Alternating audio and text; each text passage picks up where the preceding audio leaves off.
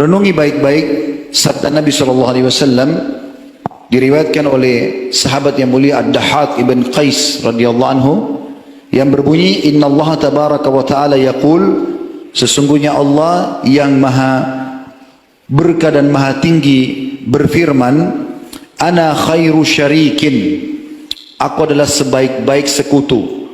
Faman asyraka ma'i syarikan fahuwa li syariki, siapa yang coba mempartnerkan aku dengan sekutu, maka aku akan berikan semua untuk sekutuku itu.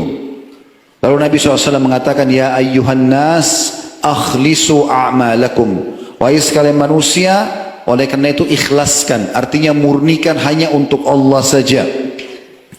Fa inna Allah tabaraka wa ta'ala la yakbalu minal amali illa ma khalusa lahu, karena Allah tidak akan pernah menerima, enggak ada nilainya, enggak ada balasannya baik di dunia maupun di akhirat kecuali yang ikhlas karenanya. Wala taqulu, dan jangan pernah kalian ucapkan, hadhihi lillahi walirrahim, ini untuk Allah dan untuk kerabat-kerabatku. Fa innaha lirrahim, karena itu akan untuk kerabat kalian. Misal contoh, kita silaturahim ke rumah keluarga, lalu kita katakan, saya datang ke sini karena Allah perintahkan dan karena kalian. Bahasa karena kalian ini sudah cukup untuk hilang pahala silaturahim itu. Harus murni karena Allah. Nggak ada hubungannya. Kita bantu orang susah, jangan kita mengatakan saya bantu kamu karena Allah perintahkan dan karena kasihan lihat keadaanmu. Maka yang akan didapatkan hanya kasihan karena keadaan orang tersebut. Lalu beliau mengatakan walaysa lillahi minha syai'.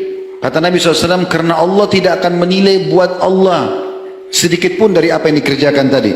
Wala taqulu, dan jangan pernah kalian ucapkan juga, hadhihi lillahi wa liujuhikum, ini karena Allah saya lakukan dan karena kasihan pada kalian. Fa innaha liujuhikum, karena itu nanti hanya untuk mencari nama kalian saja.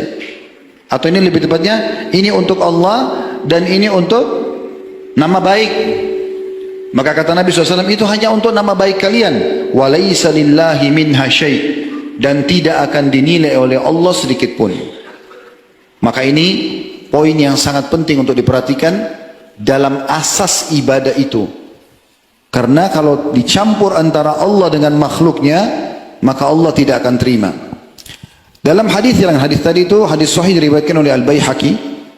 Hadis yang lain Abu Umamah radhiyallahu anhu meriwayatkan, dia berkata, Ja'a rajulun ila Rasulillah sallallahu alaihi wasallam faqala, telah datang seseorang kepada Rasulullah SAW, lalu orang itu berkata, Ara'aita rajulan gaza yaltamisul ajra wadh-dhikra, bagaimana menurut anda ya Rasulullah tentang seseorang yang berperang karena Allah dan juga mencari nama, dia ingin reputasi, ya. Maka Rasulullah SAW bersabda, orang itu mengatakan, malahu, dapat apa orang itu? Faqala Rasulullah SAW, la syai'a lahu, dia tidak akan dapat sedikit pun pahala. Fa'adaha thalatha miraran, atau mirar, orang itu mengulangi sampai 3 kali, ya Rasulullah, berperang, ya, meninggalkan keluarga, meninggalkan harta karena Allah dan juga supaya harum namanya. Nabi SAW mengatakan tidak ada apa-apanya sampai 3 kali. Wa yaqulu Rasulullah SAW, kemudian Nabi SAW bersabda setelah 3 kali dia jelaskan, la syai'a lahu, tidak ada sedikit pun untuknya. Thumma qala, lalu beliau berkata, Inna Allah azza wa jalla la yakbalu minal amali illa ma kana lahu khalisan wa butughiya bihi wajhu, sesungguhnya Allah tidak akan pernah menerima amal kecuali yang betul-betul tulus karena berharap balasan dari Allah, baru bisa diterima. Bayangkan pekah sekali ya. Jadi kalau silaturahim keluarga karena Allah yang perintahkan, gak ada hubungannya sama kerabat kita. Seorang suami baik sama istrinya karena Allah yang perintahkan baik pada istrinya.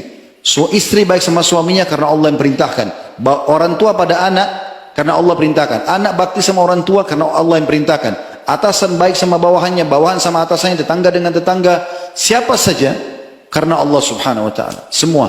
Kapan sedikit aja dipartnerkan, maka Allah akan meninggalkan dia dengan apa yang dia niatkan itu. Maka ini penting teman-teman sekalian. Makanya banyak sekali orang berpikir dia sudah beramal banyak, di hari kiamat tidak bawa apapun. Karena semuanya dicampurkan antara Allah dengan makhluknya.